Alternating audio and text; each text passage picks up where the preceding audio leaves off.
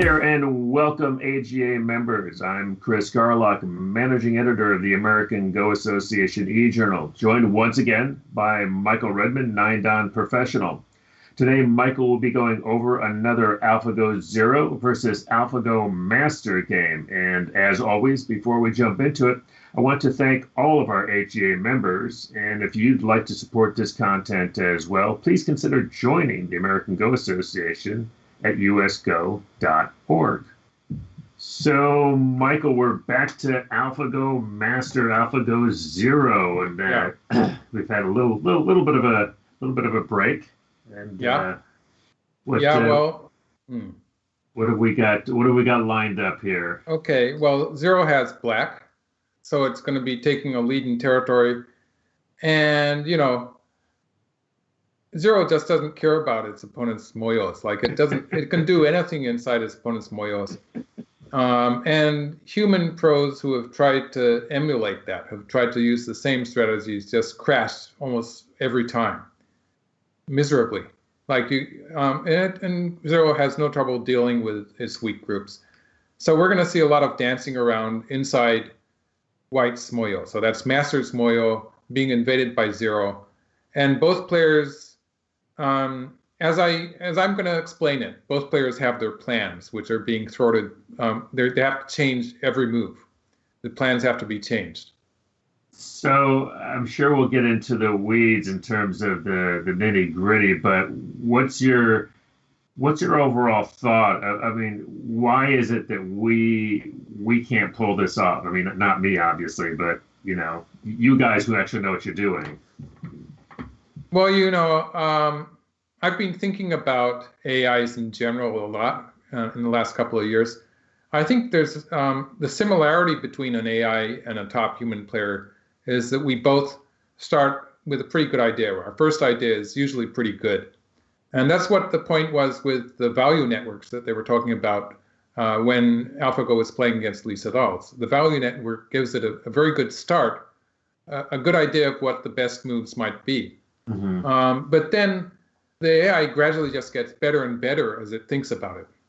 Whereas a human might change his mind or discard or find something wrong with that variation, have to start again. And it doesn't really build up with the same persistence and accuracy that I think that the AIs have. So the more time they have, the better they get. And nowadays, the AIs are better in quick games too. So they start out with something that seems to be better than the humans have. And they just get better and better the more thinking time they have. And so reading, in Zero's case, the reading is just so accurate, if you call it reading at all. The calculation of variations is just so accurate. But I'm wondering, especially since last time we were looking at a human game, and which was just a ton of fun. But I was thinking that one of the reasons that made it, one of the things that made it so interesting was, you both made mistakes. That's right. Which we really don't see in the Zero Master games. It depends right? what you call mistakes. Like you're going to find the moves that I called mistakes in this game. Okay. But that's after Zero has established a win. Right. And it's all happening within that area. Like it's still winning even after it kills its own group. And you're going to see that. So it's going to be a really weird end game. All right, let's take a look at it. Let's Okay, so this is an area of the opening of the game is going to be the same every even game. This is game 8. But I decided I could add some comments here just to show some human moves. Like this is still a position where most humans would be thinking of A, B, C, or D. One of these 4 points looks good. Nowadays, a lot of the younger players and a lot of top players are starting to play the AlphaGo move, which is the 3-3 invasion. And so Black plays, and again, Master likes to play this Joseki, which is sort of out of fashion nowadays. But when White does have a position in the lower left corner like this, it's okay even for White to play this normal Joseki. Mm-hmm. And so Zero plays here. And this whole sequence here is like a Joseki for Master and Zero. Like they play the same sequence every game. But this is again is a point where a human would sometimes play at A, but could also play B or C, because the left side, with our knowledge, what might be called common knowledge of prose, the left side is supposed to be a very important area because white has that wall. So there's the question of whether black can reduce the value of that wall by splitting the left side. So the left side is supposed to be maybe the most valuable area on the board. So that's why a lot of human players would be playing at B or C with this black move. And AlphaGo Master plays this Kakari every time. And black doesn't really want to play towards the upper side, because the upper side is that white wall on the left is open underneath. So since this is open on the second line here, the upper side is relatively small. So white A is trying to push black towards the upper side. And B or C are other moves that humans would play. But again, AlphaGo is not showing us those moves. So black plays the pincer. And this is where the games vary. Like Zero can play a pincer at A or B also. So this is where we have various sequences. Master almost always plays this double Kakari. And Zero almost always plays it. In fact, Zero plays this every time. And so white A is a move that seeing Master and Zero playing this Joseki-like sequence every time might lead people to want to imitate that, but it's probably not a very good move in most cases. It just works fairly well in this overall board position for white. Otherwise, usually A would be a bad move, is what I'm trying to say. Right. But not in this case, I don't think. As somebody who's played that, just to be obstreperous, I can tell you it is definitely a bad move. But people don't often know what to do with it. So right, yeah, well, yeah, there is that point. And so white plays at A. Again, curling around at B is another move that is could be hard to refute, but it's bad. It's a bad shape. White A is definitely the better shape move. And I did talk about B in detail in my commentary for game number 2. Mm-hmm. So people who want to see that can go to game number 2 of this sequence, of the Zero Master series. Right. And I did have variations in the SDF file and in the video. So so I'm not going to talk about playing at B now, because I think if I show it too much to people, some people will get confused and play it by mistake. It's a bad move. So this game variation is better for white. And locally, you can see white is getting a good amount of territory. Master plays at A every time. This settles the white group, and by giving white a strong shape in the upper right, this makes the black stone at B relatively weak. And of course, the marked white stones on the left here are functioning to weaken the value of black's wall, because black has that big wall there on the upper side. But with white's stones pointing out towards it, doesn't have much space to expand into a big territory. And so that's why this sequence is working for white in this particular position. And so Zero continues to take territory. Like this is a position where many humans would start by playing at B, which would be a kind of a pincer against white's wall. And then black would peep at C next to try to attack the white wall. Sure.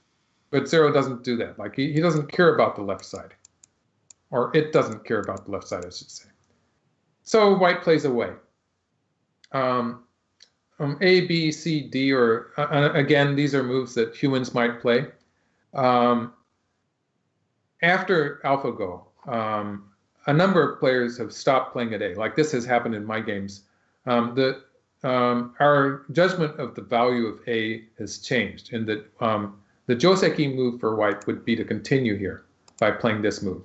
And black would push here. But the value of taking the corner here, it depends on the overall position. Like in this game, pushing here for black on the fourth line is a really big move that expands black potential in the lower right. And so fewer players are playing this Joseki move. Like in some cases, white will want to play at C or D, even locally. Especially if white has a stone at B, white can continue next with a stone at C or something like that to expand into the center. So human judgment of this lower left Joseki has changed And that's mostly because of what AlphaGo showed us. So white dives into the lower right. And the idea here is that if black plays the normal joseki, which would be this move, white actually is in a position to attack black on the right side. Because white has a forcing move in the vicinity of A. Actually, white has a number of potential forcing moves in that vicinity. So white has a fairly tall wall there, a big wall there, with which white can start to attack black on the right side. So this would be, well, usually this would be called an invasion. What white is doing here on the right, it works as a pincer as well. So this would be good for white. And black avoided that by playing from above. So we have this joseki. And black is playing rather tight, but again, this is typical of zero. It's the zero style that it's just taking territory. And you know, that space on the left is going to disappear anyway, is what zero seems to think. And so white curls around. Again, when white has potential to build a moyo on the left side, I think this is this curling on the right, on the lower side, curling above from black is probably more important than taking the mark point. And so black extends, and white finally plays the extension. Ah, okay.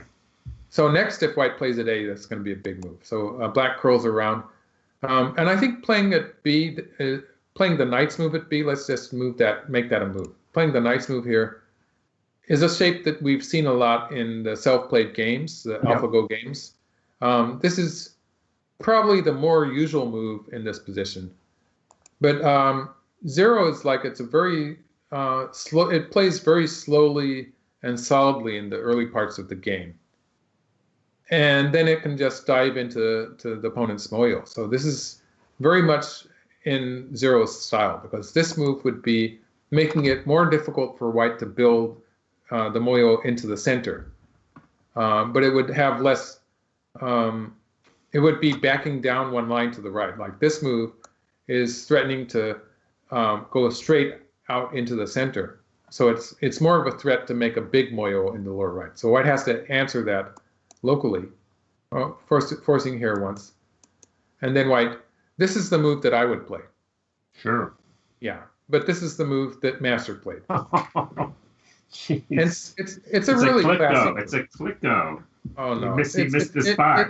It looks great, and then it's a question of judgment, positional judgment. I still think that I would play here. I think I like this move better. It's a more straightforward move. If black continues on the left, I think black would probably continue on the left. And this would be this kind of fight. This seems to be working for white, because white can still make trouble in the center. Otherwise, if black, let's see, if black answers something on the right, this is going to be good for white. Like the size of the two players' moyos, white's moyo is just bigger. So this would be good for white. Huge. So this move seems to be, as far as black's moyo, it doesn't seem to be very good for black to be trying to make the moyo on the right. And so this would be good enough. But it's hard to say for sure, but I think this is a bit too, the connection is a bit too weak. Because when black plays here, white has thin shape. Like it would be natural for white to try to connect up with a knight's move or something. Mm-hmm. And again, white's moyo on the left is big enough that it's not going to pay for black to push through and cut immediately. Black will probably start with something on the left. And this is my best guess of what zero is going to do. Like zero is very hard to predict when it's invading an opponent's moyo, because sometimes it will go deeper than this. But this is what I would predict for zero to do. And zero would still be looking at pushing through and cutting with B later in the game. Right. So white's connection there is not very good. That's what I don't like about this move. So white plays on the left. So if white doesn't like this variation, then maybe it makes sense for white to play here. White is just securing territory on the fourth line. And I guess Master is saying that the marked stone is going to be able to fend for itself. But of course, zero is not just going to push from behind. Zero is going to find a way to try to encircle this stone. So that's what starts with this move. Black is trying to play some forcing moves. I was thinking the knight's move. Oh, that wouldn't have much effect on white on the left. Like if you you're talking about playing here, right? Yeah. There's no follow-up against white on the left, so white would just run out. Right. And so white's idea here is apparently just to surround the left side on the fourth line and float around in the center, reducing black's potential territory in the center. Sure. Why not? So zero goes in one more step. And like if white answers that underneath, black will continue with some forcing. And now you can sort of see that zero is enclosing that one white stone. Right. So this is what I would call zero's plan. And like, with AIs, I don't really feel confident in calling it a plan or a calculation or whatever, but in human terms, this is what black's plan is. And so white jumps out. So obviously you would think black is going to continue, or maybe you wouldn't. I would think black would continue. Right? I don't. I mean that. Yeah. This seems like it's the obvious move. That seems like the obvious follow-up. Yeah. Now this would be a fight to death. Like white would play here and cut black off. And in studying this game, I had trouble continuing after that. I don't really see any clear way for black to settle this group. Because, for instance, this white stone here is in a vital point. It's in the vital point to reduce black's shape. And black doesn't have anywhere to make eye shape.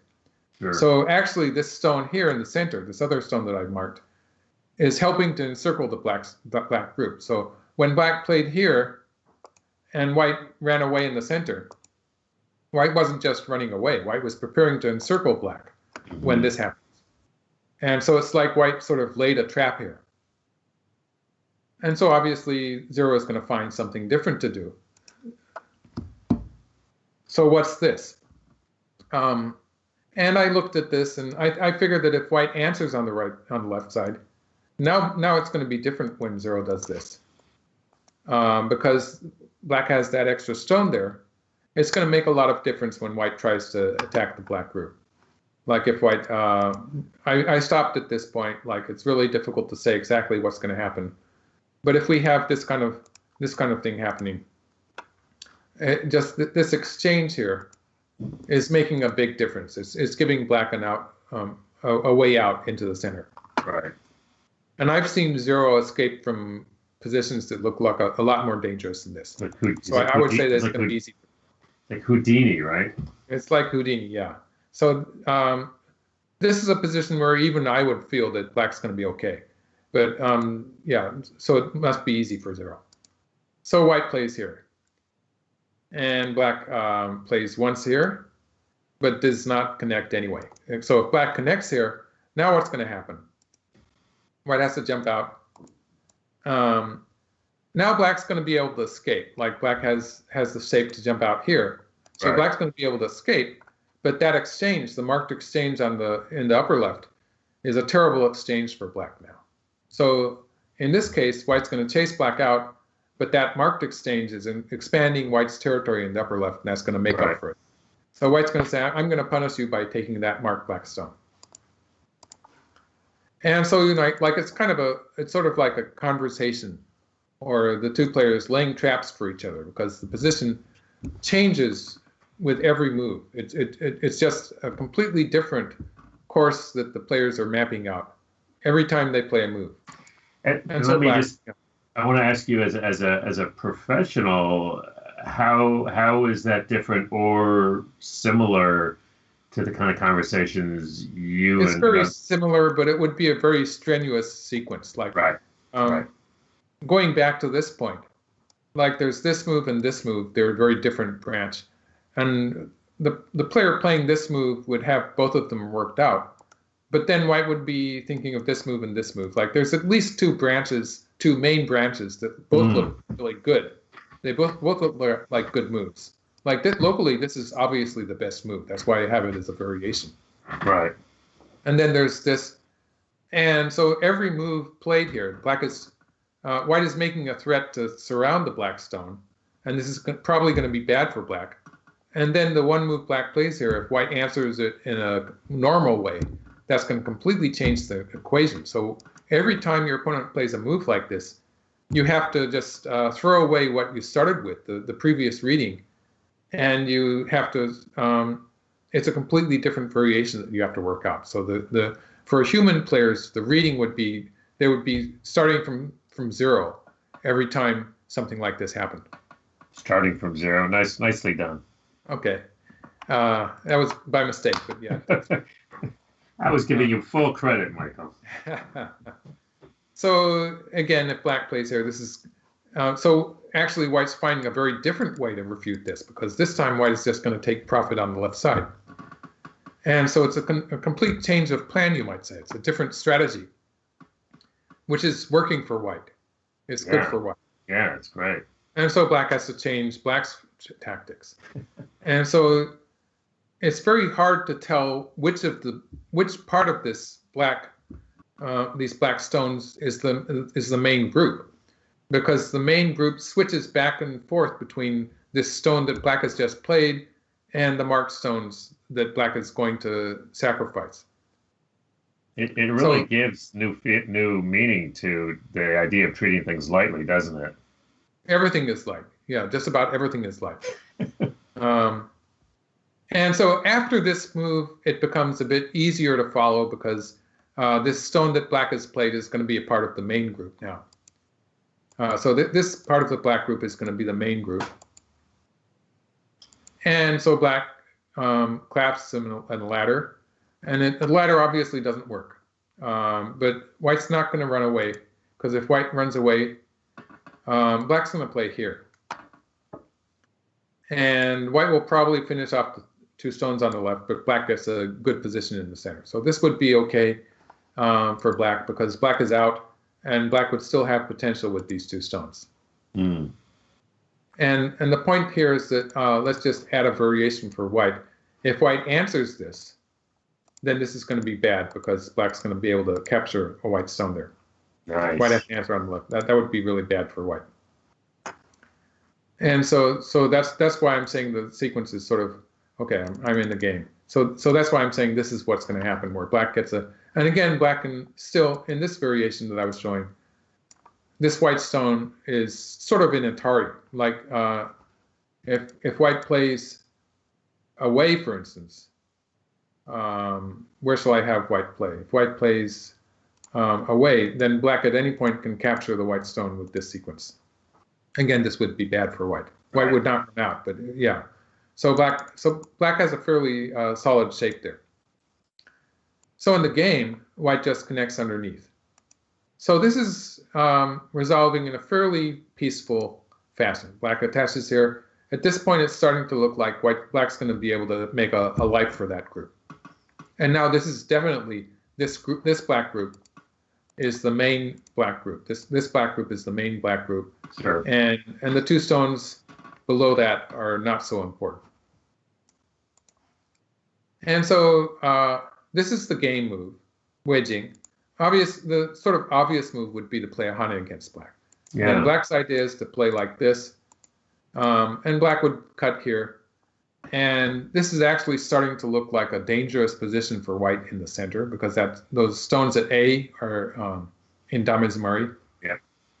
And although I said that, okay, now I get to confuse you a little bit. Although I was saying that this is the main black group, there is some potential, for instance, that black will be making a trade. Like if we have white play here, I better quit that move. And something like this, stuff like this can still happen, like this kind of trade. Oh, wow. And there's still a little bit of Aji with that black group in the upper left, but black's going for a big territory in the center of the board. It's huge, yeah. So there's this kind of stuff can still happen. It's still a kind of a variation that you have to worry about. So it's not as if black is always going to save that group, but that looks like a bit of a troublesome. This looks like a troublesome variation for white, because there is the potential that black will sacrifice that group for a big center memorial. So white wedges. But this was actually a fairly good variation. It was a success for black, I think. It was pretty good, because now black is completely alive. I'll just mark 2 points. Like if black plays here, black's going to be alive. And if Right. white plays that point, Yeah. black has this point. So the 2 points are miai. Right. That's actually Pretty easy, Right. right? for me, life and death. Yeah, but the rest of it is, yeah, I have no idea. So it looks like white should have something close to 50 points. It's not actually that much. Maybe more like 40 points. And this lower right corner, it's a kind of a situation. Let's add a variation now to show what happens in the lower right corner. Usually, white would want to play this exchange at some point. But this changes what's going to happen with the corner. And it's bad for white, because when white plays this way and this way, sorry, I should make the order of moves like this, for instance. When this happens, it should be fairly obvious that this exchange has filled a white liberty, if we assume the same variation. Sure. And so what happens with this? This is a fairly common scenario. So I'll just show you what happens with this, is that it's black's turn now. And we have this ko, which is a one-step ko. So black will later, if black fills this point, then it will become a direct ko. Mm-hmm. So this is, since the joseki here that white played to live in the corner is so common, this shape is known by all professional Go players just by rote. It's something that people learn on the way to becoming a professional, or even a top level amateur player. Right. And what's happening in the game, just to get back to that position, yeah, so we're finished with this one. What's happening in the game is that at any point, at this point of the game, it will be sente when white needs it. But if white plays it in advance, that's going to make this corner a one-step ko.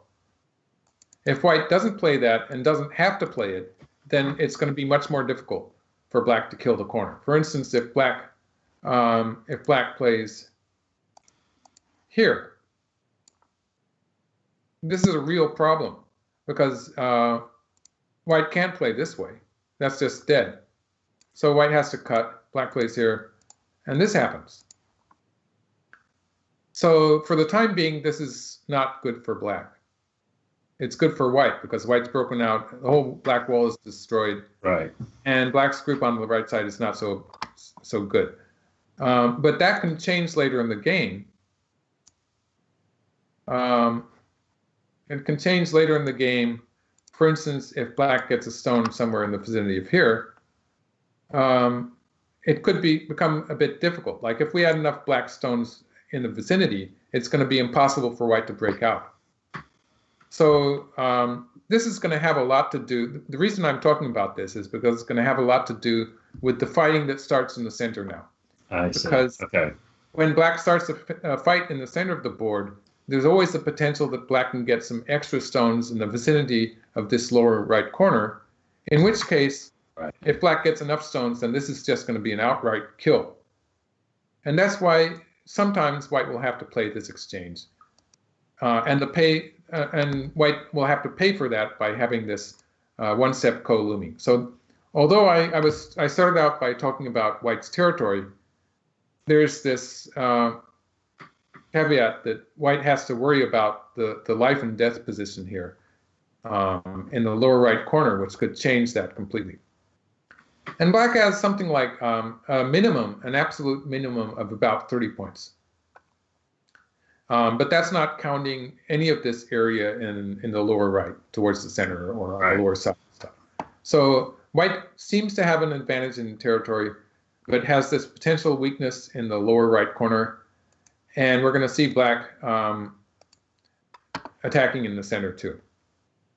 So this attack here, it has something to do with the cut at A and the potential cut at B. It also has something to do with making use of the stone at C. Because if black can save that stone, that's going to change the size of territory to a great deal. So by attacking white in the center here, Locally, it's not going to work so well, but it's going to connect up to saving the stone at C, or maybe attacking white in the lower right corner. So that's sort of the more direct threat here.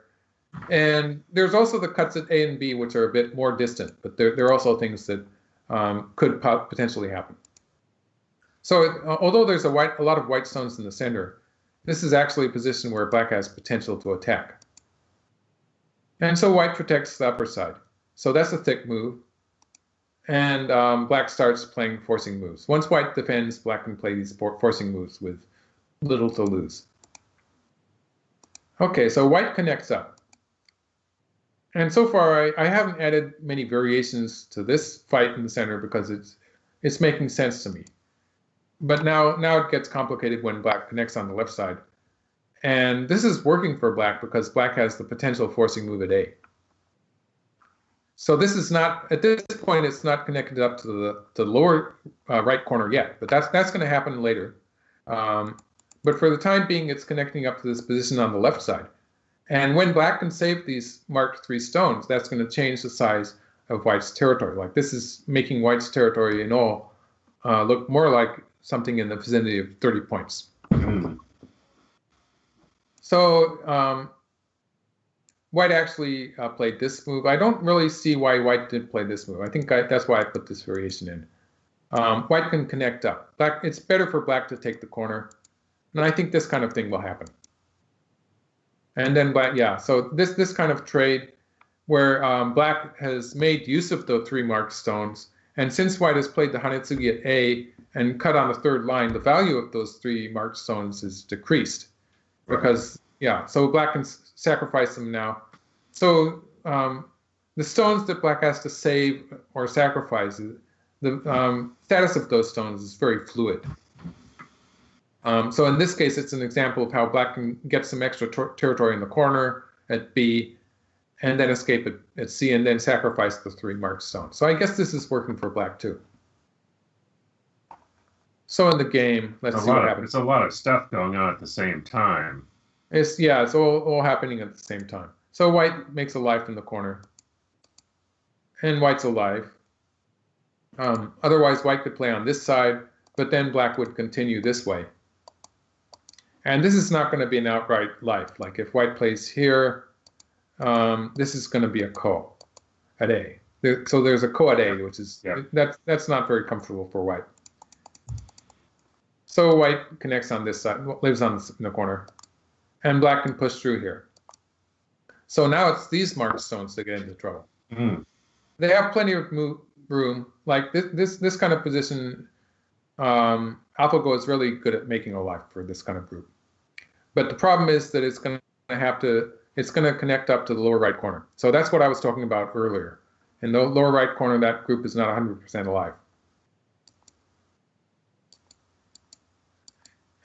So white moves down. And so when white jumps down on the 3rd line here, white does have, with this move, white is starting to build some potential eye space. So there is also some room for white to be moving out into the center. So it all depends on how black plays, but at this point, white already has to start thinking about sacrificing these stones, because these stones are the life for this group in the corner. There's no question it's going to be getting in the way of white living on the lower side. But if black tries to kill white on the side, then white can start using forcing moves like this. And these could potentially kill the corner, but they're going to make a lot of trouble. They're going to make potential trouble for black in the center. So this would put pressure on the center black group if white gets to connect it at the marked point. So in this position, white would actually have an offensive stance in the center, because we have to remember there's a lot of forcing moves that white can use in regard to this cut here. So that means that the center is a dangerous area for black too. So in this case, if white gets to play the connection here on the left, then white would be able to counterattack in the center. So in the game, black plays from the center. So this makes a lot of sense. This is going to allow white to live on the lower side. But black's going to be able to make that connect up to an attack on the lower right corner. So white plays once. and then plays the extension. So although it's a bit cramped, white will have enough room to live on the side. Wow, that's impressive. Okay, all sorts of things are happening, like they're ignoring each other. First of all, black makes a placement, and this move in itself has potential to connect up to the left or the right side. So white plays this move. White's already sort of offering up the lower right corner. If black answers locally, like black could play here, this would be putting the lower right corner in check. But then white would be able to capture this black stone. The lower right corner would easily die whatever black does. Like this move would kill it. But white would be, but this move would be giving white a lot of extra territory. So black would be taking a loss on the lower side. So this is, white sort of has to account for something like this to happen. And this would be relatively, it would be a bigger gain for white on the lower side. So black plays away once. This is threatening the corner. White didn't answer it. But this is threatening the corner because, let's see. White didn't answer it. So let's make a variation for that move. So in the corner, if black plays here, again, it's going to be a ko. If white plays here, black can play here. I think what 0 might be doing is 0 is making some extra eye space for this whole black group in preparation for this variation where black takes the corner. Black's just making some extra eye space for the group on the left. Okay. So that could be what black is doing. It's a forcing move after all. But we can see that white didn't play here. Already, as I was saying, this move is gradually becoming less likely a forcing move. For instance, we could have had black play something like this, and this variation is looking slightly different than it did before. Like if we have something like this happen, that last Atari is a bit, I'm not so sure about that move, but it looks a lot more dangerous for white now, doesn't it? Sure. Than it did. Yeah. So black plays this forcing move, white plays this forcing move, black connected. So yeah, so I showed you how the ko could have happened, but black connected. And at this point, the fact that this exchange that white has just played, this move for this move, in some cases I was saying it would fill a liberty for white and change the stats. But in this case, it doesn't really make much difference. Like the corner is in trouble anyway. So it actually is probably a good exchange for white to get in at this point. So white makes a life on the left, and black plays the placement. And so white cannot connect underneath here because black would just be able to capture the corner 3 stones. So that wouldn't be much value for white.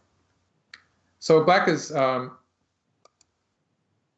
if white plays here, black is probably then going to play something on the outside. It's going to be able to, black is going to be able to kill the corner with the next move anyway.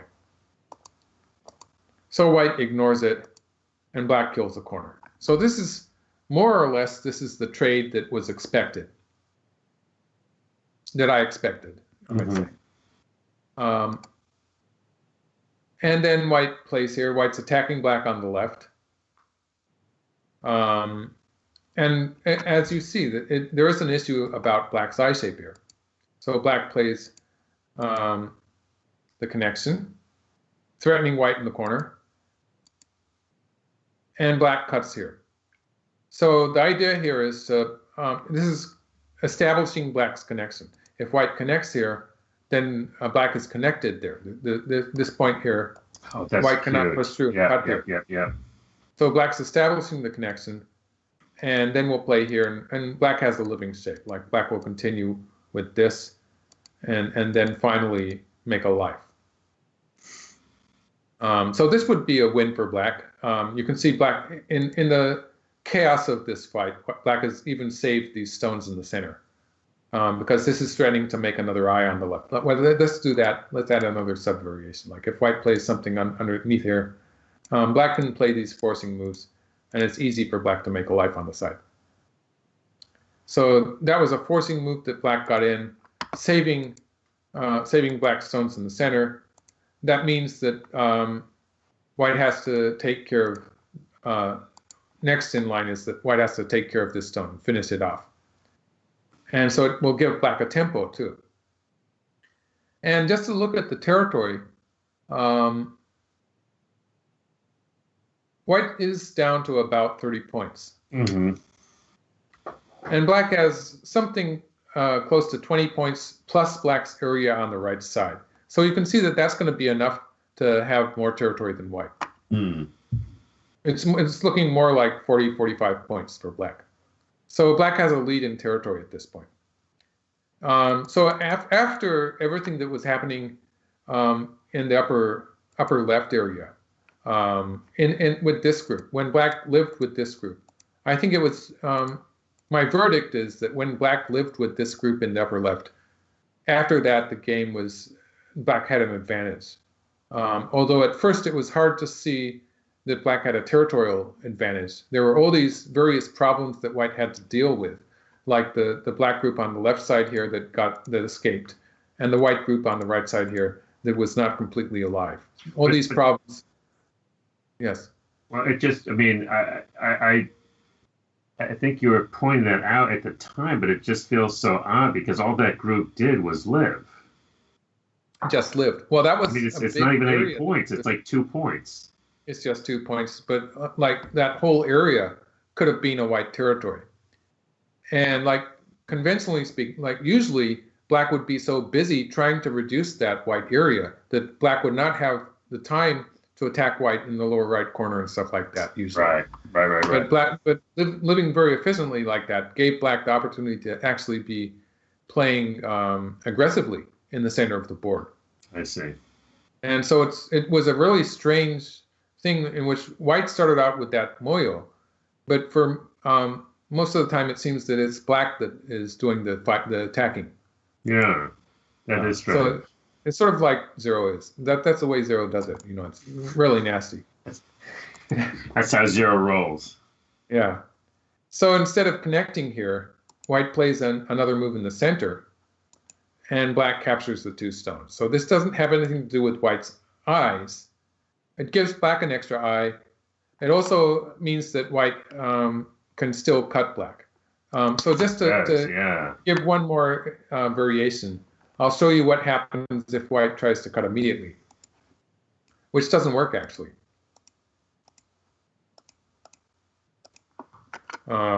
Because this is a kind of a snapback-like position in which black captures the cutting stones. Wow, that's clever. So that's what the white move was. White playing here is setting up the cut at the mark point. So black still has to do something about that. So black connects. But now black has an extra eye, so black's alive on the side.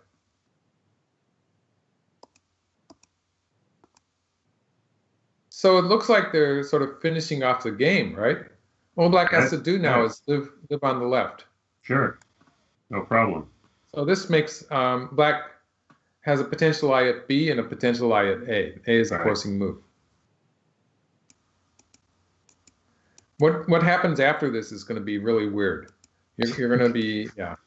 Well, so at this point, it looks like all black has to do is finish off the game. That's but here we see, like, what is this move? There's no meaning to this move at all. Right. It's crazy. Most players would just capture the 4 white stones, but you know, that would take all the fun out of it because, well, never mind. So white plays the Hanetsugi here. And we can see that Master is sort of going crazy at this point. This is what AlphaGo can do sometimes when it knows it's going to lose. It's just knowing it's going to lose. So it's playing co-threat-like moves. And, you know, obviously this black group is going to die, but you know, that's still in the future. Because black plays away. There's no reason for black to play away. But, you know, Zero doesn't care because it's winning. And actually, there's a good reason for white to be playing this ko here. This is a move that looks a bit surprising, maybe, but this is really good because if white wins the ko, white's going to be able to take away black's eye here. So this is a meaningful move. It's better than actually connecting. There would be no problem if white connected on the 3rd line here, but it's more effective to play the ko because after white wins the ko, white's going to be able to kill black. And you know, there's very little meaning to these moves here. Yeah. And it looks like black's going to die. It does look like black's going to die. I'll show you what happens here. Like if white tries to kill this black, please enlighten me here, because I'm white completely lost the plot here. Well, yeah, it's very tangled. If white plays here, black's going to threaten to make an eye. Yeah. And this is going to be a ko. So it's going to be a ko. A ko for black's life. I didn't see that. It's going to be a ko for black's life, which That's usually, that's usually right? It's when black was alive to start with. It's not something that most players would jump into in black's shoes. It's not a good idea usually. No. But it's also a very dangerous ko for white also because there's this cutting point here, and black does have local ko threats at A and B. So black has something like actually has a lot of ko threats with B. It's 1, 2, 3, 4, 5, 6, about 6 ko threats. And if you count the ko threats that black can make eyes with, it's close to 10 ko threats. That's a lot of ko threats. It's a lot of ko threats. And when white loses the ko, it's going to be really bad for white. So in actual practice, white cannot do this. So white takes the ko in the corner. And this is actually, it's become a step ko in the upper left corner. Just because black played away. There's no reason for black to make that happen. It seems really unnecessary. It's unnecessary. It's just taking a move off. It's taking a vacation. So this is really weird. But all of this stuff that's happening, it doesn't change the fact that black's winning the game. It's again the same thing that was happening in many of Master's games, in the games that Master played against human players. It was playing a lot of moves that I was calling mistakes. And they were what I still would call mistakes, but they didn't lose the game. That's what you meant before about the idea about mistakes. You're saying if the mistakes don't affect the end of the outcome of the game, then are they mistakes? Well, AlphaGo doesn't differentiate between a half-point win and a 100-point win or whatever. So as far as AlphaGo is concerned, they are not mistakes. But from your point of view, it's quite inelegant. Well, the point is that if the game becomes close, AlphaGo is not going to play any losing mistakes. Right. Whereas a human doesn't do that. Like a human cannot say, "Oh, now I'm winning by a half point, so I'm not going to make any more mistakes." You can't make that decision because the 1-point mistakes are the mistakes that a human player is most liable to make. Right. Like even a top professional, especially if you're in overtime, if you have a limited amount of time to think for each move, it's relatively easy to make a half point or a fraction of a point or a couple of fraction of a point mistakes that can add up to a loss of 1 point. In fact, it's very common in professional games because we're almost always in time trouble towards the end of the game. Right. Losing 1 point is pretty common. And so a human being feels there's a lot of pressure if the game is only a half-point difference, if you're winning by half a point. But if you're winning by something like 2.5 points, you can be reasonably sure that you're going to get through a 50 move, maybe even a 70 move end game without throwing that away. You might throw away 1 point. It usually takes a number of mistakes to lose 1 point. Like there are some games, like that game I was showing you before that I played, where there was this huge ko going on. In that game, a mistake can make a big difference. But even that game, the losing move lost 4 points. That was a big mistake. Right. But usually in a more straightforward end game, the worst moves we play are usually just losing 1 point or a fraction of a point. Right. So something like a 2.5 point lead is a comfortable lead, while a half-point lead is a very dangerous lead for a human player. And AlphaGo doesn't feel that pressure that we feel when the game is very close. So it doesn't care. Right. Even at this point of the game, it knows it's winning anyway. And so that's the difference between the way a human think of it. So it would be a real mistake if I played it. To lose that black move on the upper left corner, changing what was probably something like a 20-point win to a relatively close game. I would be very, very upset. Yeah, yeah, I'm upset just looking at it here. But it doesn't matter. And the rest of it gets a bit better, but the rest of the Yosei is a bit strange at some points. But throughout it, whatever happens, it doesn't matter. Zero doesn't have to win this ko to win the game. It doesn't care. We have a Seki developing in the upper right corner, and locally both players are playing the correct moves there. And we're going to end up with black winning the ko. And like a lot of these moves are pretty meaningless from the human viewpoint. Right. But yeah. And yeah, we have some strange stuff at the end, but it doesn't matter because Zero's winning. And so Master resigns at this point. So from your point of view, what's your takeaway when you see this sort of game? I mean, you chose this one for a reason. Well, it was a superb game sort of up to this point. And then after that, even in the center, when Black was setting up this connection here and all the fighting on the lower side of the board, it was just amazing. You say I chose the game. I'm willing to do as many of these games as I can. So ideally, I would like to do all of the games. Right. And that's what I'm going to try to. I think your fans have been voting for that pretty significantly. That's what I'm going to try to do. And so it's not as if I chose this game alone, but this game is very the fighting inside of White's moyo and the way every time they played a move, it completely changed how I saw the game position. Right. And how I saw what the players were trying to do changed very drastically with every move in the vicinity of this move. All of the moves that both players played, they changed the equation completely. And that made it a very pleasurable game to be looking at. Mm-hmm. So it was just that part of the game up to this point, and then the fighting in the center where Black sets up this connection here, and the rest of the fight on the lower side was just so superbly played by both sides when the game was still in the balance. Mm-hmm. That made it good enough for me. I've ceased to be worried about these moves that I perceived as mistakes at the end of the game, because I think at first I didn't realize that AlphaGo could actually win anyway. Like in the mistakes that it was showing, even when it played Lisa et al.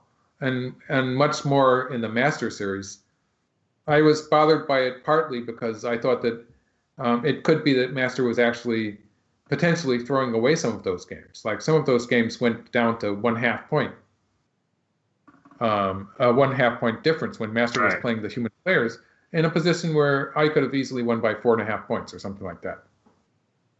And I'm not bragging. Any pro could have won by 4.5 points. Right. And Master was losing points left and right, and it became a 1/2 point difference or something like that. And I was thinking that potentially Master could be throwing away some of these games if the opponent had played correctly. And I've come to realize that that's not true, that actually after it comes to that point where Master has to play correctly, I mean AlphaGo has to play correctly, it can play correctly. So it's not actually a losing mistake. It's not playing any losing mistakes. Mm-hmm. So that changed the way I view Master's mistakes. For AlphaGo, these are not mistakes. So I'm wondering about what the takeaway would be for us amateurs, because obviously, I mean, it's certainly tricky for even a pro, but much more so for amateurs, because we certainly don't have that kind of margin. Yeah, well, in any case, when AlphaGo starts doing stuff like this in the upper left corner, it's probably a good idea just to leave that game and just to forget that in game, because it's definitely a bad idea to try to copy what Master does, because what AlphaGo does. Yeah, don't do that. It's something you shouldn't do. When a human plays moves like that, it definitely is a mistake. It's just not a mistake for AlphaGo. Entertaining as always, Michael. Thank you so much. Really appreciate that. It's also good just because sometimes I think certainly for us amateurs, we look at these AlphaGo games and they can be very confusing. So it's really helpful for you to be able to tell us, yeah, no, just don't pay attention to that. So I appreciate that.